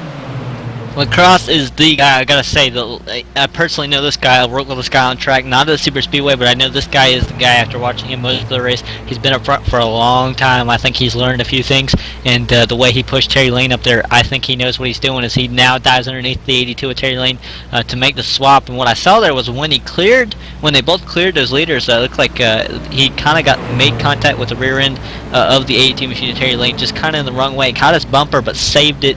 Not as big of a mess as we've seen. Like you see David Lanza swerving there as he gets on the back of the 44 the wrong way there of Glenn Campbell. So I mean, you really got to be patient and easy with it. And I mean, as I was just bragging on him, you know, Matt Lacrosse also having problems, like I said, trying to push the 82 of Terry Lane. So even with experience, you will have problems. But I'm telling you, Matt Lacrosse is the guy to watch right now. So just things as they run right now at the Hippies Paint Shop 88 as laps continue to wind down. 74 laps this time by in the books out of 88. We're coming up on 10 to go here shortly. And Nathan Little, Matt Lacrosse, the front two, Eric Arnold third, Terry Lane fourth, Glenn Campbell fifth, David Lanza sixth, Kel Drasback seventh, Dwayne Vincent running in eighth, and Jay Randall Watkins back there ninth, CJ LeVere 10th. And here's the two, Dakota, that I've been keeping my eye on, the 11th place car and the 12th place car. That's Chad Cole and Nathan Bowers. They're sitting back there just waiting either on that wreck or maybe on lap 5, maybe to start to make their move to the front. I'll tell you what, Keaton, lap 5 was a long time ago, but maybe you're talking about 5 to go. Yeah, that would be 5 to go, yeah. That'd be about the right thing to do it, or that wreck, but either way, those two are sitting on the hot seat. They've been sitting there for a while, so they've obviously talked about this, or else I think you'd have seen Nathan Bowers just going right around Chad Cole and try to move up to the front. So they obviously have some kind of plan worked out that nobody foresaw coming, as Chad Cole had worked with Dwayne Vincent prior to the caution there. And of course, just ahead of them, as now CJ LeVere starts to separate from Dwayne Vincent. Now you got to wonder if Cole's going to catch him and Nathan Bowers is going to go backwards. Nathan back here in 12th, Dakota. Oh, there's Cole. He backs off a little bit. Looks like he's going to catch Bowers back up. And CJ LeVere now the one sitting in 10th that might be in danger if Vincent don't give up a little bit on the throttle. And I'll tell you what, these guys are using more brake than you might think, and some of them just not using the throttle all the way. If you start to get just a little bit of a gap, that car behind you cannot run you down easily. You either have to lift off the throttle a good bit and try to let them run you down that way, or you have to drag the brake just a little bit, maybe not lift off the throttle, but drag the brake just a hair, and that will cost you a lot of speed, but they will still be using those brakes. You see the 21, the 82, Matt Lacrosse and Terry Lane trying to switch. Lacrosse gets the wall just a little bit. That was not a good move there. And of course, the Blizzard bonus still in effect here. This is something that is a very, very fun thing that these guys can make a little bit of money. Tonight's eligible drivers: Dwayne Vincent, Rick Fouts, Nathan Little, John Abbott, and Glenn Campbell. 5 drivers that can go out and dish it for an extra $10. Can they get it done? You know, this is one of those things where some of these drivers not in the mix, but Nathan Little, Glenn Campbell, and Dwayne Vincent, 3 out of the 5 up here that can get that done and make a little bit of money tonight. And if we have a caution, I wouldn't count on John Abbott. He's not a lap down yet. To my knowledge, he's getting rather close, but he's not a lap down yet, so he could be one that's just been kind of hanging in the back trying to miss those wrecks, which I think he's going way out of his way right now to miss a wreck. But either way, he could be trying to miss a wreck, and he's in the right spot to do that. Absolutely. And of course, now, none of those guys have to win. I want to make sure that everybody knows this. I want to clarify that the 5 drivers that I just mentioned, they don't have to win. It's the one that finishes ahead of the other. So somebody's going to go home with a little bit of money in their pocket. And if they win, here's the bonus. Here's the Blizzard bonus. If that person wins, Dwayne Vincent, Rick Fouts, Nathan Little, John Abbott, Glenn Campbell, they will be double the amount of money and have the opportunity to win $20. Which half going to me. I'll get you my PayPal account if you win the race. If not, you can keep the 10. So that's the only obligation here that the ETV crew has in place for the Blizzard bonus. No, I'm just kidding. But you know, this is just another thing, Dakota, and we both know this, that Real Sim Racing gives out to their drivers what they put in, and this is why this league has so many series that's full every weekend, week out, and they have so many series that people can join. You can check them out at Real Sim Racing, and you know, just another great, fabulous season here that we're underway in. Yeah, that's the fourth time tonight you talked about your PayPal. Somehow, some way, it was about somebody adding money under your PayPal account. And I don't understand that, but Chad Cole and Nathan Bowers were all hooked up. They had lost the draft. They got together, and this is, I think, the closest we've seen them in the last 20 laps. They hooked up and are closing back in on that lead pack, but I don't know what they'll do here, as they are 3 wide up front as they were switching. Looks like that could be Terry Lane and Matt Lacrosse if they're switching again, trying to work that outside lane. But now it's like Nathan Bowers and Chad Cole will separate and just kind of hang back here behind CJ LeVere and J. Randall Watkins. Hey, look at the leaders right now. Nathan Little and Eric Arnold using a little bit of a draft by Joey Gattin and Keith Brooks Jr. coming out of turn 4 there. Those cars are a couple laps down, but on the bottom of the racing track. So it looks like Little may be getting a touch or a hint of draft there on the bottom here that may be pulling them a little bit, allowing the 47 of Eric Arnold to breathe the motor. But here comes Matt Lacrosse in the 82, Terry Lane in turn 1, who's trying to build up a little bit of momentum as we're 9 laps away from the checkered flag here at Talladega Superspeedway, Dakota. What about fuel? We forgot about that. What about fuel, Dakota? Yeah, I was about to say the biggest answer or question, I don't know what to call it, would be the fuel. What's going to happen with it right now? But I'll tell you what, the 21 and the 82 have been on the outside line for the longest time. I can tell you exactly why they have not completed the pass. They have gotten rather sloppy pushing here. And I know it's kind of rude to say. I don't know if somebody might take it rude somehow. But Matt Lacrosse is a little all over the place trying to lead it. And Terry Lane, he's not having much long-term follow. And it's the same way when they switch. They're just not very consistent, not very steady. And it's costing them a lot of time. As you now see Terry Lane trying to get to the bottom. It looks like those 2 lap cars are in the way. They're going to go 3 wide. Nathan Little in the middle. And Eric Arnold trying to follow. Gonna go possibly 4 wide here as they looks like Glenn Campbell and Matt Lacrosse trying to fit through. Glenn Campbell's gonna check up just a little bit and get on the bumper of the 14. Not sure who that is. I believe it's Joey Katina. Looks like Glenn Campbell's gonna have to check up and lose quite a bit of time there. Here comes, I believe, Terry Lane and Matt Lacrosse getting hooked up on the outside, trying to get around those 2, or at least Joey Katina, so they can get lined up back behind the leader maybe and make. Oh, as Terry Lane's around and into the field. Here we go. Oh no. Terry Lane has just hit the outside while we're here at Talladega, Dakota, and that don't look pretty. 44 car involved. That's Glenn Campbell. Also 71 up Dwayne Vincent. Got a little piece of it. Keith Brooks Jr. Maybe a tad bit of cosmetic damage to that Chevrolet. Dwayne Vincent. I'm thinking he might have some engine damage. I mean, he was literally pounded on the front of the car, the top of the car. You might not be able to see it, but he did or should sustain some kind of damage. I do believe maybe overheat or something of the sort, which would be very scary, except for the fact that we don't have many laps left. Maybe he'll just heat the engine up and he'll get more speed out of it. Who knows? But Glenn Campbell, one thing's for sure, he is done. I mean, he is destroyed. He's dog tracking and he's smoking. That car won't last more than 2 seconds on the racetrack right now. There you see it on the E-wind. 82, Terry Lane on the roof, the 44 going up the wall, hitting it in turn 4, flipping down the racetrack. That's Glenn Campbell in the red and white car that you see there, and I believe that car will come to a stop. And we're back under caution, and here, and we just mentioned fuel strategy, Dakota. Now that we've had a caution, I don't know if we'll see these guys come down pit road or not. You know? I do not know. I know Eric Arnold is out front. He was out front in front of the leader. Looks like he's going to be able to give that up now, but he looks like he was trying to save fuel, but it looks like Nathan Little coming down, so he's going to go ahead and come down. I'm seeing a few guys behind him coming down. Kel Dresbeck staying out, though. Some of these guys up front staying out. Dwayne Vincent, CJ LeVere staying out. Wanting to see, the biggest question to me was what's Chad Cole going to do, really? And Chad Cole and Nathan Bowers both staying out. They must have something down here. So those 2, and again, you got to remember that Chad Cole and Nathan Bowers, I believe, both were topping off quite a bit. You see the 85, Nathan Bowers is wiggling, trying to make sure there's enough fuel in the tank to make it, hopefully, as we only have about, I want to say, around 8 or 7 or 6 laps to go here right now.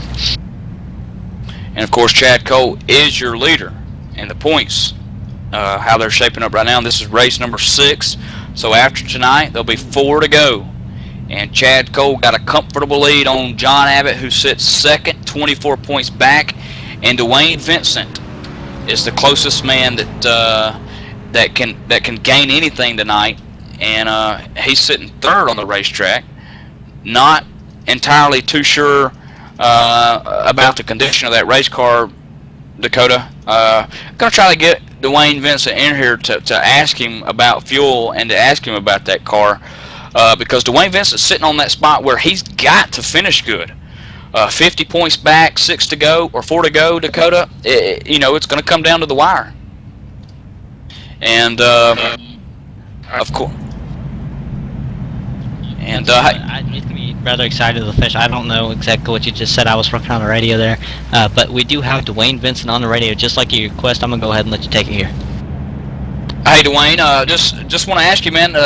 We saw that you got involved in that caution. We're not exactly sure of the extent of the damage, or maybe just a little bit of cosmetic damage to that 6 machine. I think I'm all right, man. I think I pretty much ghosted right through him. I got a 4X out of it, but I think I'm okay. Yeah, the car looks fine on our end up here in the booth. We got a real high view. We really can't see any kind of cosmetic damage, but as far as we don't see any tire smoke coming out of that right front there, so it looks like you're fine on that regard. But what about fuel? Looks like you're going to come down pit road. Nope, you do not come down pit road. What about fuel, Dwayne? We're going to be close, man. All right, man. Well, third in points, 50 back from Chad Cole. Chad's got to get a pretty bad finish here tonight for you to kind of gain anything on him. But John Abbott sitting back there in 13th. He's on the lead lap, but a little bit of damage to that machine. You could move up potentially into the second spot here with about 4 races to go after tonight. And so good luck, Dwayne, for the rest of the race, man. You got about 3 laps to go when we go back green. All right, my man. We're going to try it. Of course, that's Dwayne Vincent, who's sitting third. Dakota, he barely, I guess, missed that wreck there, as he described on the race communication there. And he's got Kel Dresbach now and David Lanza, who's up there in the 33 car, leading the way. Yeah, I think this is, I don't know what to think. It's going to be interesting. And I think you did say David Lanza got a little bit of damage in that caution, or in that wreck, so we'll see how much and where he got it, which could, affect him aerodynamically. Could kind of bend up a fender or something, or he could have been hit in the front and might overheat. Something like that is a high possibility at a super speedway. It's one of those things where just a slight bit of contact can take you out of a race, unless you are able to just get behind somebody and stick there the rest of the race. And we're hearing part of the root of the problem that happened with that caution in the 82 of Terry Lane, coming up on the race communication, saying that the car just got loose when he got behind his partner. And we kind of seen that happen early on here when it took about 10 guys out. Steve Ritter giving Kel Dresbach just a little nudge, kind of maybe like an angle, like a 90-degree angle or something, and it just really upset Ritter's car and just spun him around. And of course, it being Talladega, everybody's right there, and anyone behind Ritter pretty much got the raw end of the deal there. Yeah, and I mean, it's kind of like I said right before that happened. I thought that the 21 Matt Lacrosse and the 82, I believe it was, Terry Lane had gotten just a little bit sloppy on their pushing and their swapping and whatnot, but I think that kind of proved it when they ended up losing control. They were both just swerving way too much to do anything, and it's one of those things, you've got to be really steady on the wheel at a super speedway. You can't just be jerking around the wheel trying to get as much speed as you can. You got to be slow and steady in your movements so your partner can follow you, because that's the most important thing. You don't want them wrecking, first of all. You got to have them on you if you're going to be there in the end anyway. So I mean, it's like it's either you could go for it right then, even though you have about 10 laps to go, and take the risk of wrecking your partner like happened there. I'm not blaming this on Lacrosse at all. Or you guys can be real steady and be real smooth, even though it's getting down to the closing laps, and take it easy and keep that partner on you. You guys could actually make up more time than you think possible. It's just one of those things where I think it's getting towards the end of the race, and everybody's getting a little jumpy, and they were moving around just a little bit too much, honestly. Yeah, exactly. I mean, we were coming down to the final laps, and some of these guys getting a little anxious, and it's easy to do. Dwayne Vincent, we just talked to him on the radio. He kids us all the time about at the end of most of his races, he's sweating to death. And sometimes you never know, you might have a little bit of sweat build up on that grip on the steering wheel, and you know, it's slip, and that's all it takes. And you know, at Talladega, like you mentioned, you got, you know, the car's got to be steady. You got to be careful. You got people in front of you, behind you, inches apart from the car, and all it takes is one slip. And you know, you end up like some of these guys on their roof, and it can happen to anybody. Just like anyone has a shot at winning when this thing kicks off, anybody has a shot at wrecking when this thing kicks off. Without a doubt. Now, I would say the wrecking possibility is a lot larger than the winning, because only one guy of the 43 is going to win. And when you wreck, you can take out more than one guy, that's for sure. Oh yeah, I've done it before. That's why I'm in the broadcast booth. Going green, the pace car coming down pit road here, Dakota, with which will be the final time tonight at Talladega, as David Lanza, the 45 Kel Dresbach on the outside, going to start second. What's going to happen? We're going to find out. 3 to go when they cross the line, Dakota. Yep, and here we go. I mean, David Lanza is able to kind of hold on, but CJ Laverick, Kel Dresbach get hooked up right away. These two should be able to go right around David Lanza on the outside. It looks like they're going to be able to do that, because it looks like the 6 right there. Oh, we have wrecking in the back. It's Jade Randall Watkins in 9th place, the 3 car. And it might have happened. Yep, looked like him and John Abbott got a little bit together there in turn 1. And caution's out, and you're right. David Lanza going to be your winner. Kel Dresbach is actually going to be your winner there. He actually did jump out in front of everybody. Right as the caution came out, Kel Dresbach was clearing to the inside, so Kel Dresbach is our winner. CJ Laverick in second, David Lanza in third, Dwayne Vincent in fourth, and Chad Cole bringing home fifth after kind of riding in the back that last few laps and actually qualifying what was fourth. I mean, he only lost a spot from where he qualified. Nathan Bowers partnered Chad Cole finishing sixth. Matt Lacrosse in seventh. I thought he was going to be there at the end. He just didn't have enough laps with that caution and that yellow. And then again, another caution kind of really killed him. Eric Arnold in eighth position, or I believe that will be seventh, I'm not sure. Nathan Little, Rich Jett, Keith Brooks Jr., Jimmy North, Joey Gattina, Doug Ross. So actually, I think I'm reading off some of the lap cars here, but going in the order in which they were coming to me here.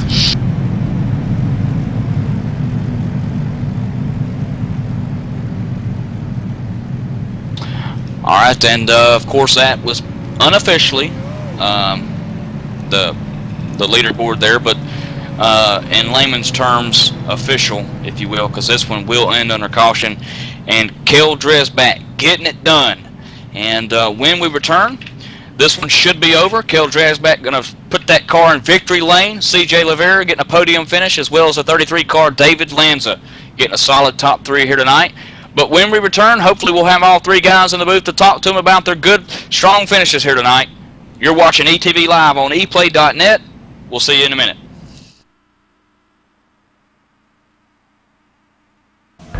Landon Huffman coming to a comfortable lead, coming out of 2. He's got about 8 car lengths, put it half a second over Dwayne Vincent as Chad Cole works the number 2 spot.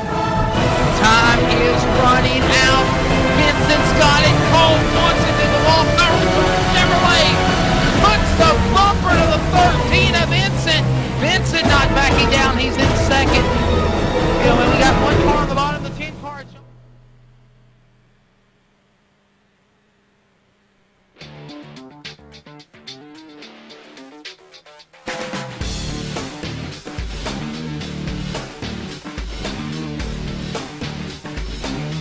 InsideSimRacing.tv, the fastest show on the internet. Sim racing news and reviews since 2007, with new shows every week.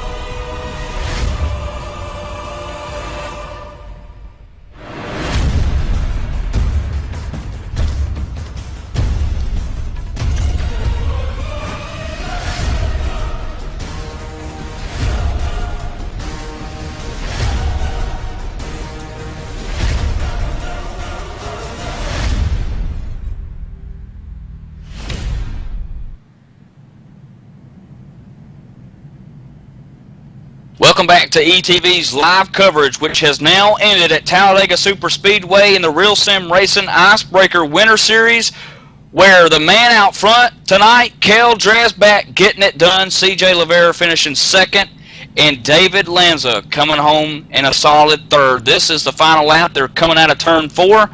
Kel Dresbach will make his way down to victory lane, and joining me back up into the booth, JD, welcome back up into the booth, man. Yeah, I guess Dakota had to go down and take care of some business, but crawled back up the stairs here. Going to sit side by side with Michael Keaton and help get this thing over with here tonight. And I'll tell you what, I did catch most of the race here tonight on ETV Live. That's at etv-eplay.net, Cowboy. I'll send you a note on that over to your office and have your secretary remind you of that. But what a night here at Talladega. I know it's been a long night, a couple of cautions. But I'll tell you what, always some good racing here with Real Sim Racing. Absolutely. And first we're going to go to David Lanza in a 33 Chevrolet. David, getting a start tonight here at 14th position, coming home in third. Tell us about your night. Oh, I don't know where to start. It was pretty good, actually. Me and my teammate Glenn were working pretty well together, and we did get kind of put back there quite a bit. I don't know, about 4 seconds back, but we were working pretty good. We got back caught up before the green flag pit stop, and I guess I kind of made a little error there entering pits and caused that first caution there. So that wasn't good. Absolutely, and David, you know, this is the Winter Icebreaker Series, only a 10-week short season here. We're 6 into the books now that Talladega Superspeedway is over with. Of course, going to Talladega, you never know. I mean, like we talked about on the broadcast with Dakota Airman there, that you going into the race, you can win. Anyone can win, and then anyone can wreck. And, you know, to finish third, you know, it's really an accomplishment at a track like this where you depend solely on other people to really, you know, tandem work with you. And did you expect to come in tonight and get that top 3 finish? I don't know if I actually expected to get the top 3. I mean, I figured, you know, it'd be good to get at least a top 5 or top 10, but especially with the caliber of drivers here, it looked like it was going to go maybe, hopefully, a little better than it did.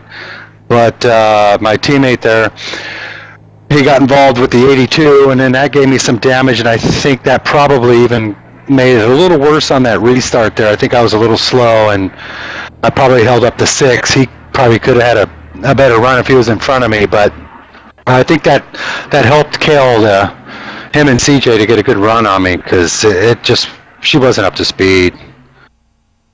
And David, lastly, I want to ask you about the 2013 Kickoff Full Throttle Cup Series. Any kind of plans to make that 36-week deal? Oh yeah, I'll definitely be there. Me and probably the rest of the Manchuk Racing should all be there for that 36 race deal. Yeah, I know a lot of guys are pumped up to watch it. February 25th on a Monday night. Can't wait to get it kicked off. And David, lastly, you got anybody you'd like to thank for tonight's race? Yeah, I want to thank RSR for putting on all these wonderful events here, and you guys, of course, at ETV. You guys do an awesome job. You know, the broadcasts are awesome. Love watching them afterwards. And my teammates, Chad and Glenn, like to thank them. It was a great race, and thanks, guys. Absolutely. Thank you very much, David. And good, strong finish tonight there for the 33 Chevrolet of David Lanza. And, of course, he'll go into next week hoping to get another top 5 finish and making his way out of victory lane. So, congratulating Mr. Dresbach there and finishing first tonight is CJ Lavera, who's standing by with J.D. Webb. Well, I'll tell you what, you know, a long time ago, some old boy told me that racing at a place like Talladega was much like riding in a rodeo. That 8-second ride tonight turned into 88 laps. But, CJ, it's just a luck of the draw, Cowboy. Yours came up in number 3 spots at the start of the race. And I'll tell you what, you managed a top 3 finish here tonight. Tell us about your run. It's all about the draft. You got to stay with somebody, and most of the night, most of the guys were pretty good to me. I had a few partners here in and out throughout the night that kept me up front, and that's the key. Get guys to work with you. I'll tell you what, working through a couple of cautions here tonight, too, a couple of them very devastating to quite a few cars. Any strategies when you come to a track like Talladega, or is it truly just the luck of the draw? Tonight I worked on a strategy. I had a teammate that got taken out early, but my plans were to stay out front to try to avoid the big one, keep the car out on P1 as much as possible. All right, well, I tell you what, Cowboy, you shined tonight at this rodeo. Who made it happen for you? I'd like to thank RSR for putting on the show, Hippie's Paint Shop for painting my car, for sponsoring me, and for sponsoring tonight's race. ETV Live for putting on an awesome show. Sweeper One Carpet Service for sponsoring the car tonight. Anybody else I forgot? Everybody for putting on, helping me out here with the car. It was an awesome car. Outstanding. Tell you what, it's C.J. LeVere qualified third tonight and finished in second place, taking a trophy home from Talladega here tonight. I'm going to send it on up to Victory Lane. I believe Michael Keaton standing by with Cale Dresbach. Yeah, and Cale, take us back to lap 86. You wasn't exactly leading the race. David Lanza was. You was on the outside, and C.J. LeVere pushed you to the lead in turn one. Talk to us about it. Oh yeah, it was thank God for that last caution. I wasn't going to make it on fuel. I was going to be about a half a lap short. I just stand back there trying to save, and then when that last caution came out, I knew if I could get a little bit on him on the start there, that CJ gave me a good push into one, and caution came out, and that was it, man. Thank God. Cale, going into Talladega and Daytona, tracks like that, we always talk about the big one. And usually the big one happens late into the race, but tonight, taking place at nearly the beginning on lap 3, taking about 10 cars out, maybe 11 to 12 cars with a little bit of cosmetic damage. But you escaped that and finished first tonight. Yeah, it's just a roll of dice, man, for these races. You just try to put yourself in a good position to stay around the end, and hopefully you have someone to work with or something. Like my teammate there, Ritter, got into that first one, and I was lucky enough that CJ pushed me up there, kept me up front most of the race beginning there, and I got with Dwayne, we were able to hook up and go, and it just couldn't get up there together at the end. Looking for a red-ass 1-2, but I'm happy to take the win. Talk to you guys last. Absolutely. And Cale, talking about the 2013 series there with David Lanza, you got any plans to run that? Oh, of course. Oh, yeah. Yeah, I plan on hopefully running the whole thing with the Skunk Works Ohio-made white whiskey Chevrolet there, the Team Red Ass. Danny over at raceskins.com, looking for a paint scheme. I'd like to thank everyone at ETV. You guys do a great job. Bob Earl for putting everything on. Hippie for putting on the race tonight. A lot of fun, man. Thank you, Cale. And again, another driver, JD, hoping to win that Bob Earl Racing cockpit seat that Landon Huffman won in the 2012 series. And now February 25th can't get here quick enough for most of these guys. I know they're expecting a good 36-week season. This is just the icebreaker. This is the tip of the iceberg. The Winter Series with the Real Sim Racing. It's 10 weeks long. Race number 7 next Monday night. And JD, looking forward to the 2013 Full Throttle Cup Series with most of these guys.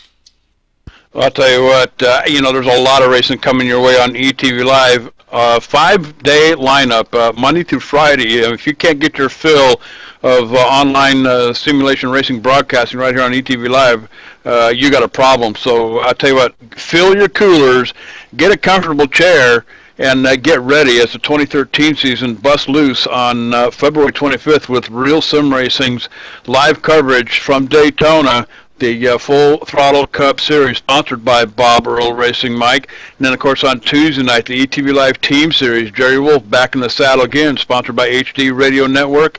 And on Wednesday night, 7 o'clock, the Maritime iRacing League. I tell you what, short track racing at its best, Cowboy. If you haven't seen this, you got to check this one out on Tuesday nights. On Wednesday nights. On Thursday nights, Real Sim Racing back at it again with the Asphalt Assault Series, sponsored by Inside Sim Racing TV. Darren Ganji, Sean Cole, and then on Friday nights, here starting, I believe it's on February 15th, if I'm not mistaken, the Super Speedway Cup Series at 8 o'clock. So a lot of racing coming your way in 2013 here on ETV Live, etv-eplay.net, Mike.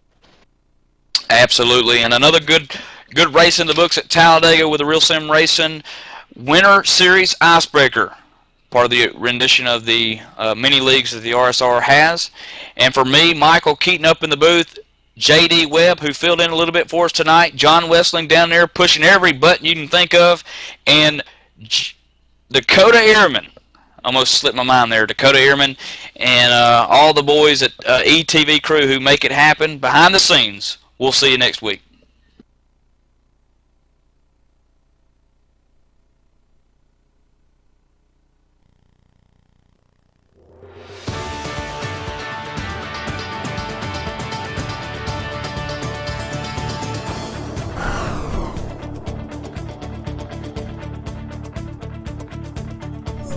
Thank you.